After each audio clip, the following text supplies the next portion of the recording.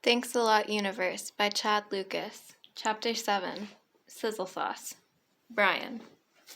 Visiting the bank wasn't so simple with Emma and her cat army on my case. She even had a bobble-headed kitty stuck to the dash of her car. On the drive to school, I sat in the back and ignored Emma's chatter as I looked up bus routes on my phone. I needed a plan.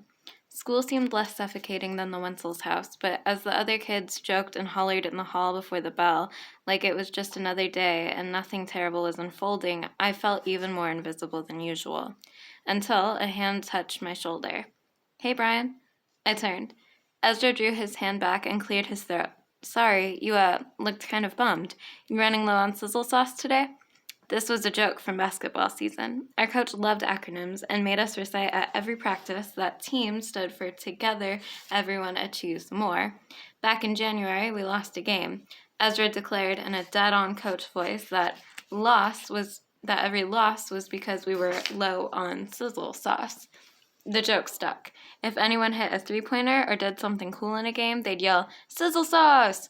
Once, when a kid on the other team airballed a free throw, Ezra leaned into my shoulder and whispered, "Tragically unsizzleicious."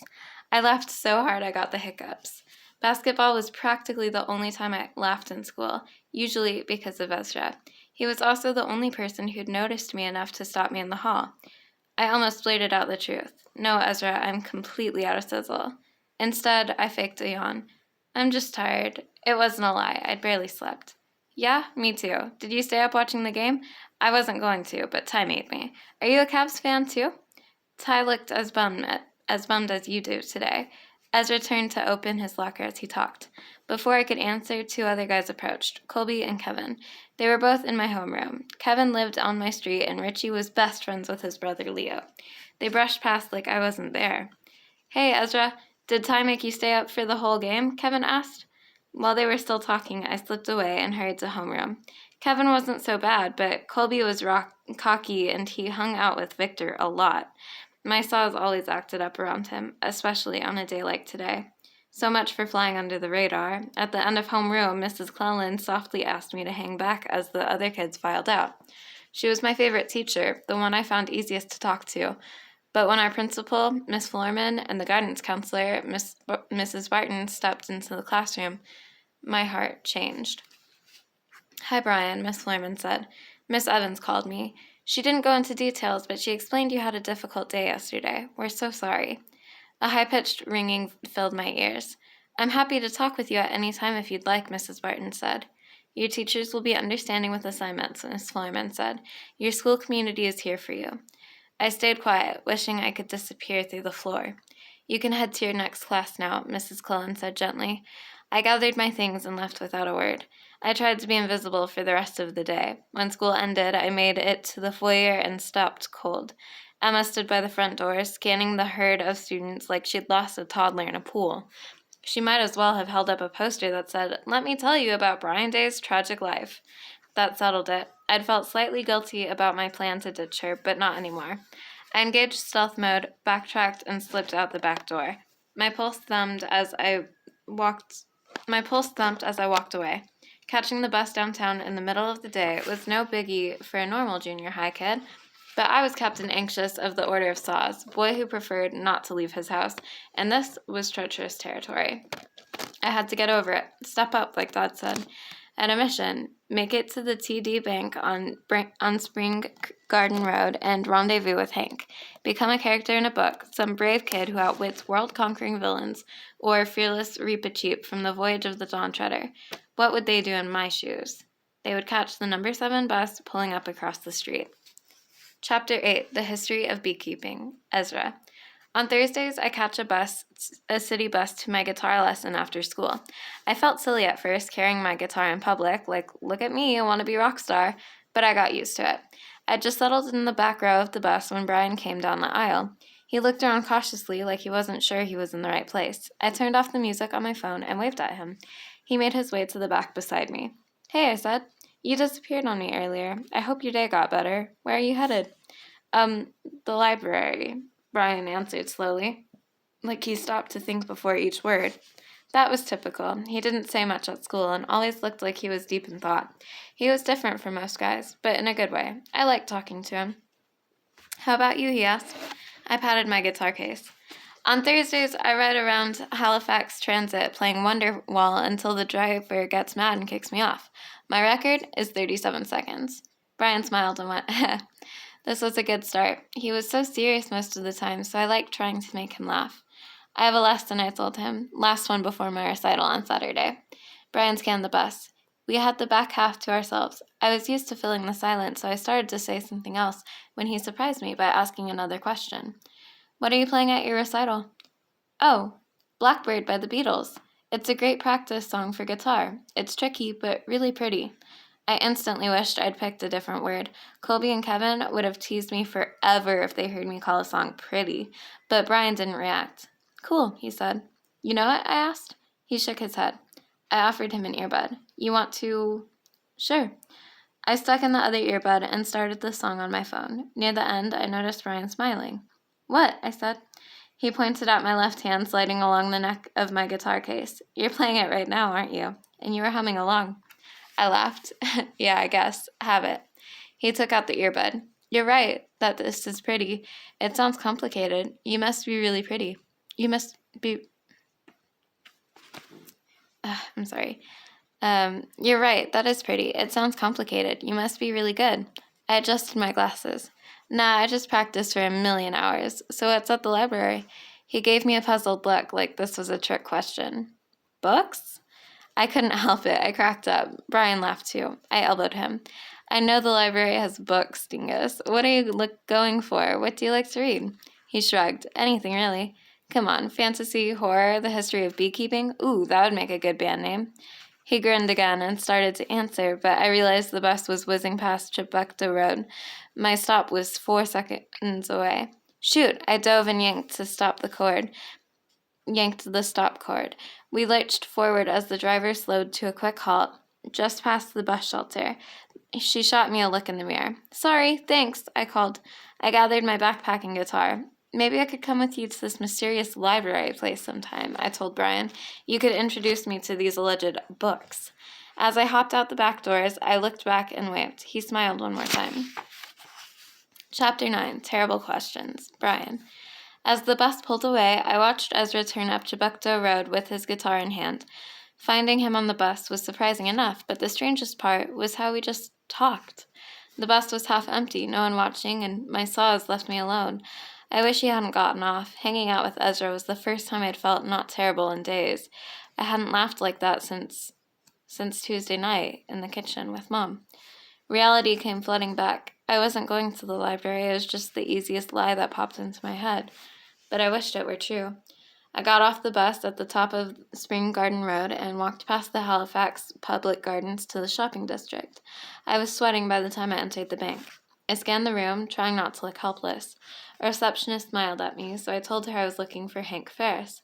She picked up her phone. I had barely settled into a leather seat when Hank rounded the corner. It was weird seeing him in a suit. How are you holding up? He asked as I followed him into his office. I shrugged. I'm sorry, Brian. This has all gone sideways. For a moment, I thought he was going to hug me. Instead, he awkwardly patted my shoulder. Have a seat. Have you talked to Dad? I asked. Are the police after him, or... Hank sat and fidgeted with his computer mouse. Yeah, cops. He glanced at me. You know, right? I nodded. I was 11 when Dad filled me in on what he really did. You're a smart kid, he started. I'm going to be honest with you. He told me he was in the cannabis production and distribution business. He said it wasn't as bad as it sounded, and he stayed away from the dangerous stuff. It'll be legal next year, and the government will make a killing in taxes. That's why they go after guys like me. The system's rigged, kiddo. Hank exhaled. Your dad planned ahead so you guys would be fine financially for a while if anything happened. Of course, he wasn't expecting your mom. He shook his head. He set up an account for her, and one for you. I blinked. I already have a bank account. Now you have two. We, had to be creative in stashing assets, but your dad specifically wanted you to have a contingency fund. Hank slid a sheet of paper in front of me. My chest went hollow. There were more zeros than I expected. I searched Hank's face for signs he was messing with me. I know it's nuts, he said. Who gives this much money to a kid? I wanted to put it in an education account, but your dad insisted I give it to you straight. Dad left me $10,000. Thinking about it made me sweaty. Hank grinned. You know how he talks about you, right? Of course I knew. It's great that he reads so much, but we can't let him hide at home all the time. He'll never get over this thing if he doesn't try. Hank reached across the desk. Everett never shuts up about how smart you are. He thinks the world of you. A dozen questions filled my head, starting with, then why did he leave? Just then my phone buzzed, making me jump. Speak of the devil, Hank said. My hand shook as I answered. Hello? Brian. Dad. So many feelings overwhelmed me that I froze, which was good since it stopped me from bursting into tears. Where are you? Dad said. Hank's office. I looked at Hank with a nod. He rose and stepped out, leaving me alone. Good. So Hank gave me the rundown, but tell me what happened. Dad was in ice mode. It was like he had a switch. He goofed around like an overgrown kid sometimes. But if things got shaky, usually when Mom wasn't doing well, he turned into a stone-cold boss. Dad's the guy who takes charge and leads everyone to safety in a disaster movie. It could be intimidating, but his "I got this, just give me the facts" tone helped calm me down. I wish he was closer than a voice on the phone. You did great, he said after I fumbled out my recap. None of this is your fault, understand? I bounced my knees to keep from losing it. Brian, you understand? Yeah, I whispered. Good. Your mother is alive because of you. You stayed cool and you did the right thing. If you can do yesterday, you can handle anything. I'm trying to sort things out, and I need you to buckle down. And hold tight for a while. I glanced toward the door. Can't we stay with Hank? I wish, B-Man, but it's too risky. Hank can explain. We can get through this, though. You just need to be strong. Just like he always said. Dad kept talking. I need you to do one other thing, okay? Go see your mom. I need to know what shape she's in. Can you do that? I swallowed hard. Yeah. Good man. I'll call tomorrow night. Tell Richie I miss him. Miss you both. I have to go. The line went dead. If I sat there too long, I'd crumble, so I opened the door. You good? Hank asked. I nodded. I didn't trust myself to speak. Hank gave me a new debit card. He scratched his neck. Look, I wish I could take you and Richie. Your dad's like my big brother. He ever talk about when we were kids? I shook my head. Dad barely mentioned his childhood. My situation was rough to start with, but when I was 12, my mom fell for the worst guy. I mean, the worst. Whatever you're imagining, he was worse. Hank looked away.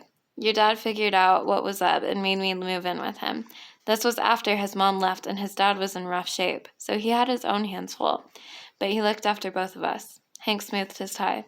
Your dad knows how to survive, Brian. I get it. You can't take us because of the money. I'd figured it out. If Dad's best friend, who happened to be his banker, took us in, the police might get suspicious. Yeah, he thinks it's for the best long term.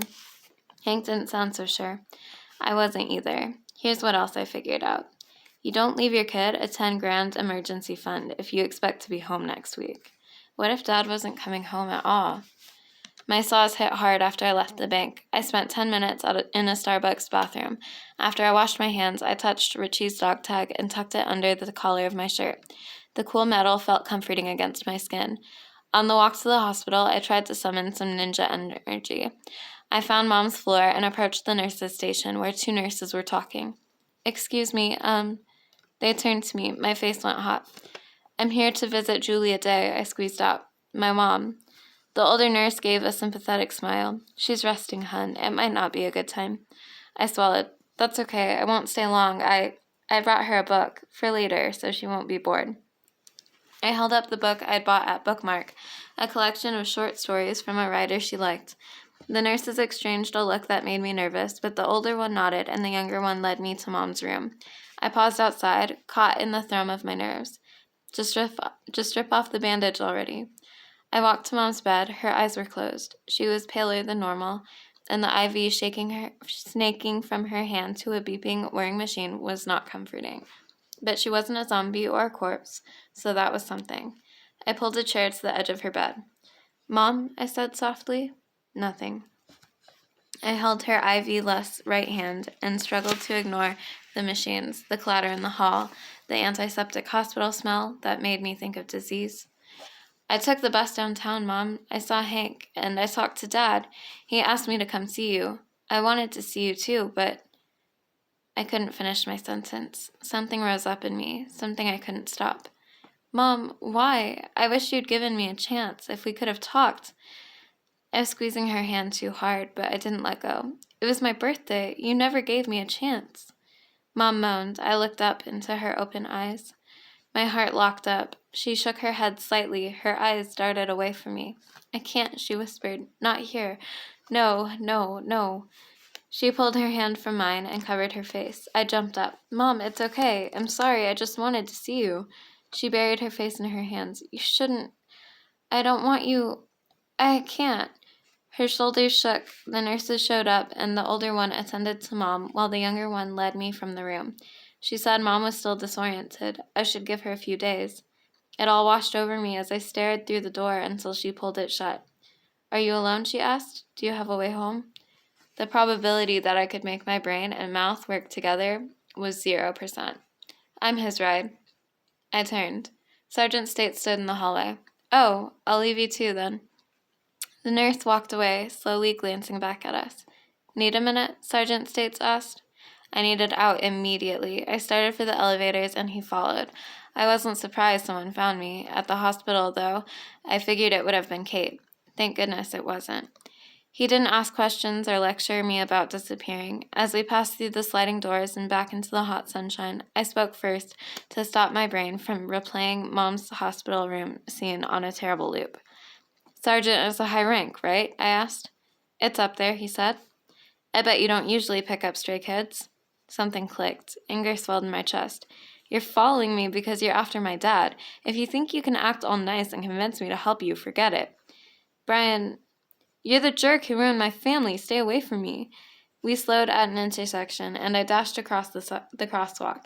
I weaved through a gaggle of tourists outside the Museum of Natural History and tried to ignore how they stared at me, a rude young delinquent fleeing a cop. I sprinted, backpack thumping against my spine. If I kept going north past the common, I could run all the way home, to my house. But then what? I pulled up in front of Citadel High and slumped on a bench. Dad was gone. Mom was sick, and Hank could barely help. I had nowhere to go. I was alone. The void was winning. Heavy footsteps plodded along the sidewalk. Sergeant States caught up and sat beside me. You're fast, he panted. Barely winded, too. You play sports? Basketball, I mumbled. Me too, Masters League, though none of us move that quick anymore. He wiped his forehead. You're right about one thing. I guess you know why I'm interested in your father. I didn't answer. That's not why I showed up, though. I don't want anything from you, Brian. I just don't like seeing kids like you get hurt. Kids like me? What did that mean? The poor, unfortunate children of criminals? You're just like Kate, I blurted. You think you know us, but you're wrong. Mom takes me to the library and Dad plays basketball with me. They're not bad parents. They're worse people than Dad. My face grew hot. Even this was too much.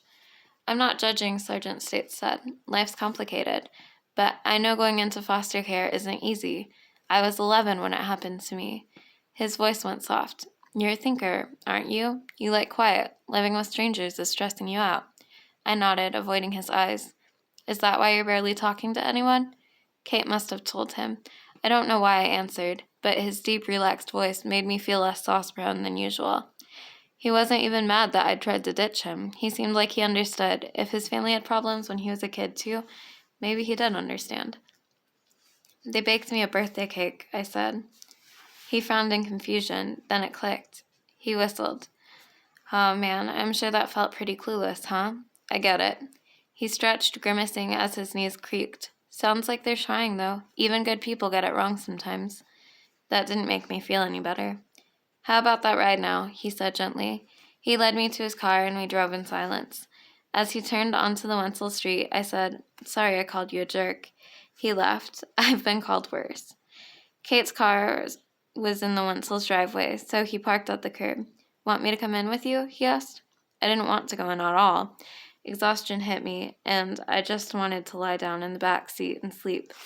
But I couldn't do that, and I couldn't get too friendly with the officer chasing my father. I hopped out to face the music alone. Things went as I expected. When I ignored Kate's questions, she lectured me and said she was trying to help, and I was only hurting myself, blah, blah, blah. Emma repeated, I was so worried 12 times. Gordon wore a disappointed grandpa frown. Eventually, Kate left and we ate dinner in silence. Even Richie was quiet until we retreated to our room and he punched me in the stomach. Ow! I doubled over until I caught my breath. What was that for? You lied, Richie glared at me. You said we were a team and you wouldn't leave. Then you ditched me. I rubbed my stomach. Sorry, Rich, I had a secret mission from Dad. I can keep a secret. Kate asked a million questions and I didn't say anything. I cursed myself for giving Kate a chance to interrogate Richie alone. What did she say? She said she's trying to help. I didn't fall for it. I told her I have rights and I wasn't going to talk without a lawyer. Was that okay? I grinned. You did great. I told him about the bank. His eyes bugged. What? We're rich! Shh, I covered his mouth. We can't tell anyone, but I got you something. I dug a graphic novel and bag of M&Ms from my backpack. Don't eat them all at once. He tore into the candy. Did you see Mom? He asked through a mouthful of chocolate. I shoved away my memory of the hospital. She's still resting. We can't go back for a while. His face fell. Oh. And I talked to Dad. He misses you. Can we call him? No, but he said he'd call tomorrow. I pointed at the candy. That's enough for tonight. Richie rolled his eyes, but he put the M&Ms away. Could we get Emma to take us to buy a Lego set tomorrow? It's so boring here. We'll see, I told him. 4 hours later, Richie was snoring while I stared at the ceiling. The hospital scene haunted me. I don't want you. That's what my mom said. It was only a half sentence. To see me like this, that's what she meant, right? But I couldn't stop seeing the panic in her eyes. I couldn't stop my brain from asking terrible questions. What if Dad never comes back? What if Mom never gets better? What if she doesn't want to get better? What if she's mad that I saved her? What if she doesn't want to be our mom anymore? Dad told me not to blame myself, but I'd trade the world for a 10-minute do-over. Somewhere in a better universe, alternate Brian woke on his birthday, sensed trouble, and headed straight for his mother's room. He took her hand before she touched her pills and said, "It's okay, we can do this together." Maybe they both cried, but they kept going. Maybe in that universe, Dad figured out his plan and made it back. Maybe those days ran away together and were chilling on a beach in Cuba right now. Maybe it was real somewhere, but here, it sped farther away every minute. I was stuck in a broken universe where even good people got it wrong.